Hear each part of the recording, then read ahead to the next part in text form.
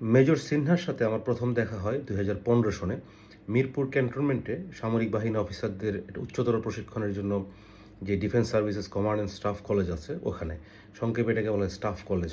তো ওখানে কম্পিটিটিভ পরীক্ষা দিয়ে তারপর অফিসারদেরকে কোর্স করতে যেতে হয় এবং এটা ফিউচার ক্যারিয়ারের জন্য খুবই ইম্পর্ট্যান্ট একটা কোর্স।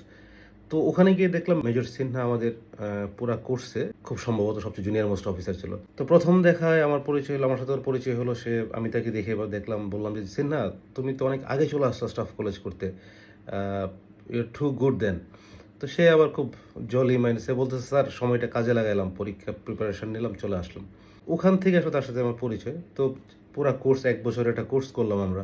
একজন অফিসারের যেই ক্যাপাবিলিটিতে আছে, কারো কম কারো বেশি থাকে, কিন্তু মেজর সিনহার একটু ডিফারেন্ট ক্যারেক্টারিস্টিক্স ছিল। ও ছিল খুবই ক্রিয়েটিভ মাইন্ডেড, অনেক কিছুতে সে অনেক ক্রিয়েটিভিটি প্রডিউস করতে পারতো। ও ছিল অনেক আউটস্পোকেন। আমরা যেগুলো বলতাম না, বলতে পারতাম না, সে এগুলো কিন্তু বলতে পারতো। আর সবচেয়ে ছিল যে সে, মানে তার একটা মাইন্ডসেট ছিল, সে কারো আসলে খুব কঠিন এনভায়রনমেন্টে থাকতে চায় না, এরকম একটা তার একটা মাইন্ডসেট ছিল। এবং সবচেয়ে পজিটিভ যেটা হলো, সে আসলে মানে নিজের মতো করে বড় হতে চায়, এরকম একটা বিষয়। তার কোয়ালিফিকেশন, তার এই লেখাপড়ার, তার কোর্সের রেজাল্ট সবকিছু মিলে অফিসার হিসেবে তো definitely he was very good. তারপরে গিয়ে আমার দেখা হলো আবার যখন ২০১৭ সন সম্ভবত রামু ক্যান্টনমেন্টে।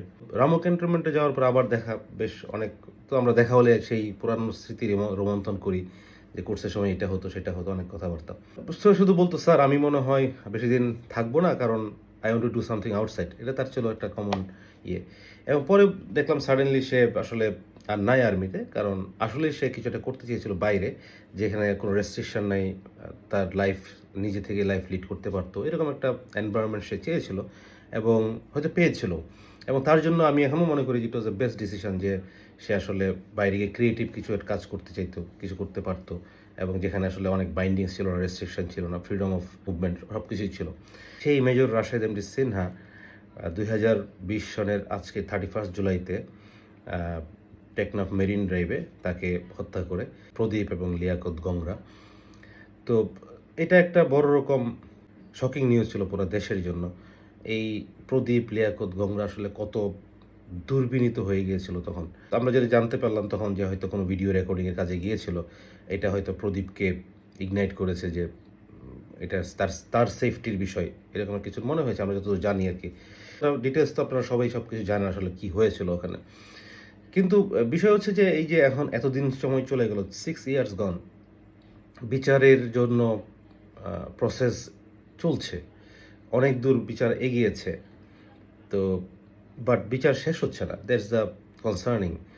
এত সময় পার হয়ে গেল এবং যেখানে দিনে দুপুরে মানুষকে রাস্তায় ফেলে, এটা সেনাবাহিনীর রিটায়ার্ড অফিসার বলে না, যেকোনো ব্যক্তিকে আপনি দিনে দুপুরে রাস্তায় ফেলে মেরে ফেলবেন, দ্যাট ইজ নট অ্যাকসেপ্টেড।